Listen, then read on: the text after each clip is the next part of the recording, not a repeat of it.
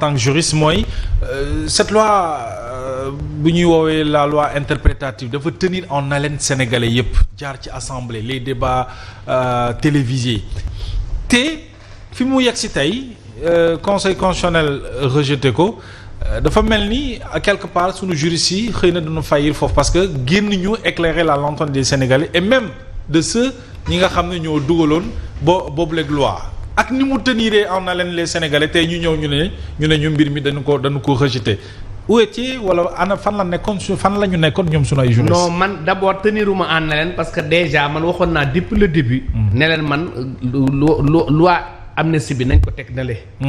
interprétative bi maanaam loi d'amnistie bi sax laa wax. de façon générale nañ ko teg na le parce que le principe du droit man je suis un spécialiste en justice pénale internationale. man ne leen loolu justice pénale internationale mën na ko gérer sans pour autant ngeen toucher la loi d'amnistie parce que dafay interdire ñu amnistie ay crimes de sang. beneen bi mooy deux articles la. benn article rek la déclaré non conforme à la constitution. moo beneen article bi dafa def ci coobare boppam maanaam dafa audacieux ci côté boobu mu def benn contrôle de conformité. jox ay orientation justice sénégalaise. maanaam loolu il faut que nga lire ko dans son contenu intrinsèque. C'est important pour xam lan la conseil constitutionnel bëgg wax maanaam ce qui est pas ce qu'a dit le conseil constitutionnel dans son considérant 31 mais ce qui est derrière de ce que veut dire le conseil constitutionnel. Très bien loolu moom moo am solo. te loolu bu ñu ci bàyyiwul xel rek boo moytul dinañu ñëwaat ci loolu gën ko yaatal Malick dinañ ñëw ci yow honorable Ablaye Ndiaye alors naka nga jàngatee cette décision quand même du conseil constitutionnel bi rejeté la loi interprétative bi le député Amadou Ba bi bokk ci majorité bi daal di porté woon mais ba léegi coow mi ngi ci am ba léegi parce que l'opposition nee na ndam la ci ñoom le pouvoir nee na ndam la ci ñoom ndax conseil constitutionnel ñoom la jox dëgg alors njàngat li une analyse ci boobu la décision. waaw je commencerai d'abord par féliciter Mbaye ci brillant exposé bi mu def. vraiment ñi nga xam ne même du defuñ droit. te am au moins yenn expérience yi. xam nañ ne li mu wax c'est tellement cohérent te dëgg rek la moo ko lor mais en tant qu'acteur politique et en tant que citoyen sénégalais. man li ma jàpp c'est qu'il y a un député par rapport à une situation donnée. bu introduire une proposition de loi. oui tuddee ko loi interprétative. man sama gàttum ëlwa ca la ma jàng ci droit parlementaire jàng ko am tout ay notions peut-être ci droit. dama ne il a tout fait sauf une loi interprétative. une loi interprétative dafay éclairer. du corriger du lokk leneen. on était en face d'une loi modificative. te boo seetee ñoom ni ñu ko préparé. nga xam ne ils étaient dans l'impréparation du début du processus jusqu'à la fin. les honnêtes citoyens qui savent lire entre les lignes avaient compris que si le conseil constitutionnel fait correctement son travail cette proposition doit être rejetée. Et ce qui a été fait. Oui. Maintenant par rapport ak les crimes. Mbay xaw ma ndax majorité bi dañ ko déglu wala duñ ko déglu. mais nous sommes pratiquement devant un danger réel. Oui. Il faudrait qu'on fasse beaucoup attention. parce que bu ñu jëlee au niveau interne. dëgg sërëx yi bëri na. mais duñ jëlee aussi au plan international les portes de la cour pénale internationale dafay ubbeeku. et nous sommes en face de deux acteurs différents ñii par exemple des acteurs différents ñii ils ont pratiqué l'État ils ont été dans un régime pratiqué ko yore levier yi yore renseignement yi yore muy l'opposition je peux parler mun naa ne Alliance pour la République. Oui. tey ñi fi nekk tey ñu tuddee leen majorité ils étaient dans l'opposition aujourd'hui ñoom ñoo nekk à leur place. Cela veut dire quoi? Oui. que situation bu tollee nii ay erreur am conseil constitutionnel prononcé wu man dama jàpp ne c'est la justice moo gagné. Et il faudrait que ñu comprendre que noonu. Ce qu'il y a lieu de faire maintenant. Oui. c'est que majorité am toute humilité. bañ a nekk dans une logique de vengeance. appeler tout le monde au dialogue. le dialogue. ñu waxtaan non sur ces questions. oui. parce que li am na.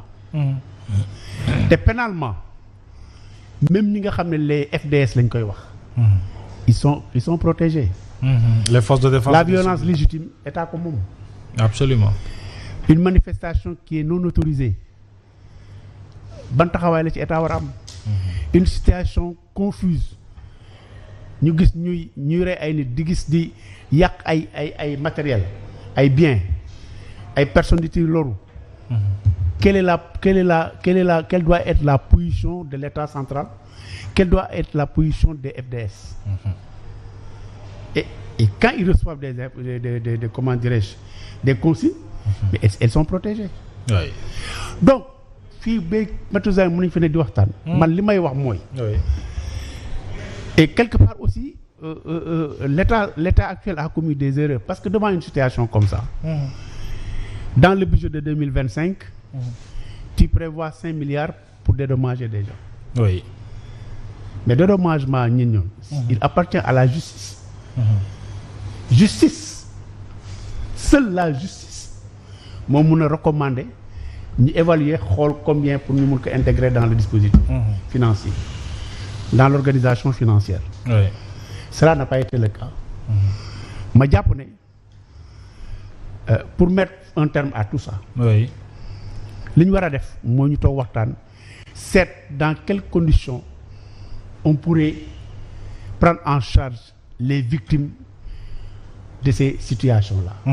Parce que pour rappel le président Macky Sall bi mu def loolu ñi fàttaliku conclave bi amoon au CICAD. il avait dit que je sais que cette loi dafay impopulaire mais je vise une chose, la stabilité, la paix au Sénégal. Et demain, j'aurai raison sur... Les gens vont me comprendre et j'aurai raison sur beaucoup de gens. Alors, ce qu'il avait visé, quelque part, il l'a réussi.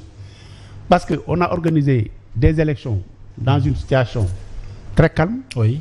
Le vainqueur est issu de l'opposition. te loolu lépp amnistie bi moo tax. te loolu amnistie moo tax mu am. oui. Donc, je crois qu'en gentleman, ñun dañ li ñu war a def. moo trouver les belles plages. qui puissent nous permettre.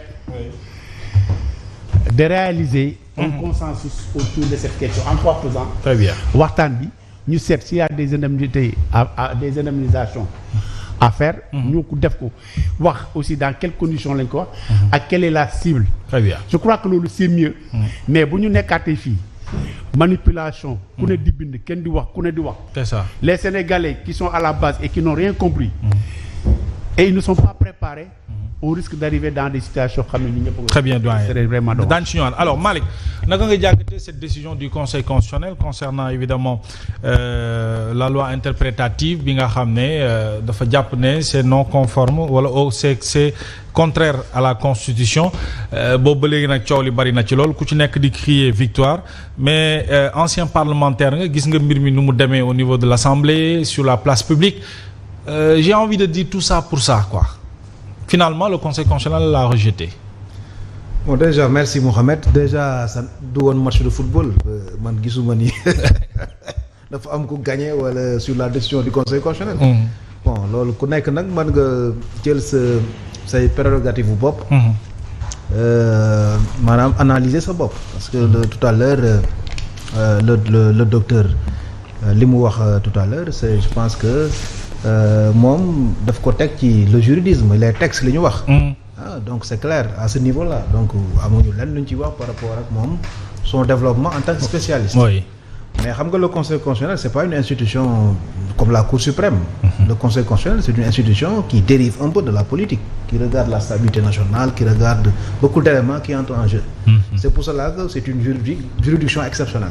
C'est-à-dire que bon voilà maintenant texte Conseil constitutionnel. li mu clarifié leeral ko bon je pense que en résumé